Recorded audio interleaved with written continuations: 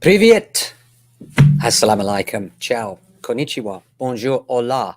Good morning, good morning, good morning. It's Ken at 10. How are you today? You see the Ukrainian flag behind me. Of course, it's on all our mind, isn't it? I don't think I've ever felt such kind of heartfelt warmth and sympathy towards the people as I'm feeling towards the Ukrainian people right now. You're probably the same. It's really emotive, isn't it? The way it's been covered is just heartbreaking. And they're so tough as well. You see them fighting back against unbelievably overwhelming odds, and they're so brave and incredible. Two things I would say, though. Number one is a lot of people seem to be panicking and are really scared as far as what it means for us in the West. Well, first of all, what it means for us in the West, chances are, is going to be fairly insignificant. Yes, he could press the big button, but would he really do that? That would be the end of him as well as us. So what I would say is calm down. It's going to be okay. As far as us in the West are concerned, we have nothing to worry about. The question you should be asking yourself, and I always say this, but I do think it's important, is what can I do? How can I help? And the one thing that you can't do is have any outcome on what Putin decides or what happens in the battle for most of us. So what you can do is perhaps help by giving. And there are various ways to do that. One of the more clever ways I've seen is actually to go ahead and rent a room in Kiev. And of course, you're not actually renting a room in Kiev.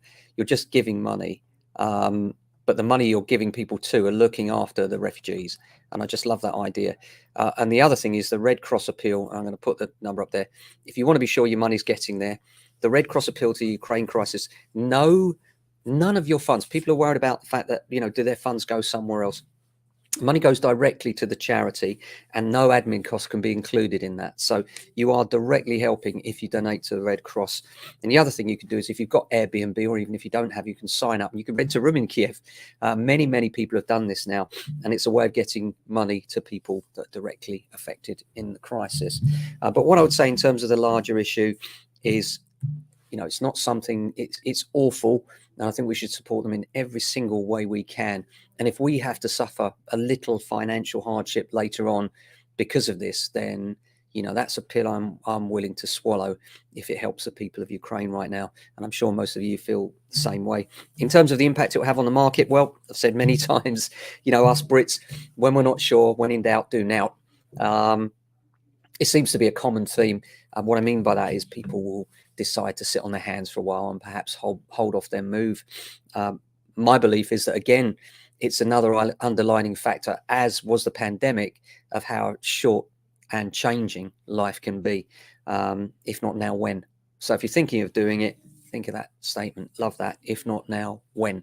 I got that from the Finest Marigold Hotel, I think, originally, but for some reason it kind of really rings true to me. The thought of, if you're thinking of doing something and it's right for you, then what are you holding back for?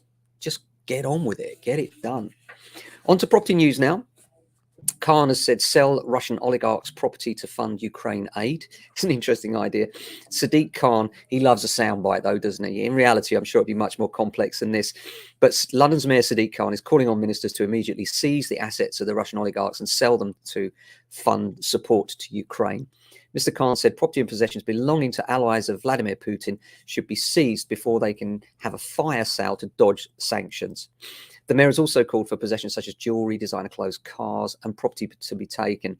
Despite sanctions cracking down on Kremlin-associated oligarchs in London, the mayor said too many loopholes remain. London can no longer be a laundromat for oligarchs' finances, said Mr. Khan. We know there's at least £1.1 billion worth of property in London linked to the Kremlin, along with millions of pounds of art, cars, boats and other goods. Meanwhile, Ukraine has called for aid as the Russian army advances on Kiev. Horrible scenes out there today if you've seen the news. Property dealer that I've never heard of is in a lot of trouble by breaching his duties in a $100 million deal for a luxury hotel near Park Lane. I'm sure there's a big story behind this guy called Andy Ruhan. And it looks like a really interesting story, but it's quite complex. I won't go into the boring details of it.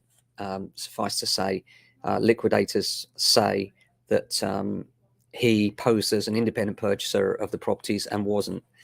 Energy efficiency. The push for energy efficiency could cost period homeowners. This is one in the Express today.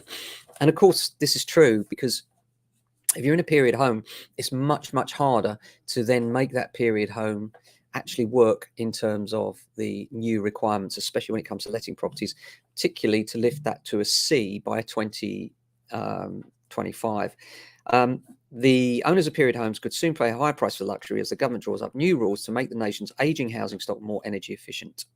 This could land homeowners with hefty bills to retrofit Victorian homes across England and Wales to bring them up to standards.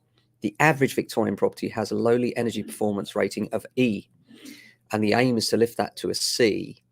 EPC ratings range from A to G, and we've talked about them in some detail.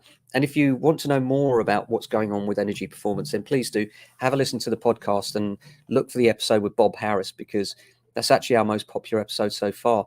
And it's really interesting to see what he said about the energy efficiency, what you can do, what you should do, and what you shouldn't do, more importantly, because he spent a lot of time and a lot of money investing in various green tactics and techniques for his eco-friendly homes in Norbury, some of which he subsequently reversed. So do look out for the podcast, the Property Buyer and Sellers podcast, and look for the Bob Harris issue if you're interested in energy efficiency.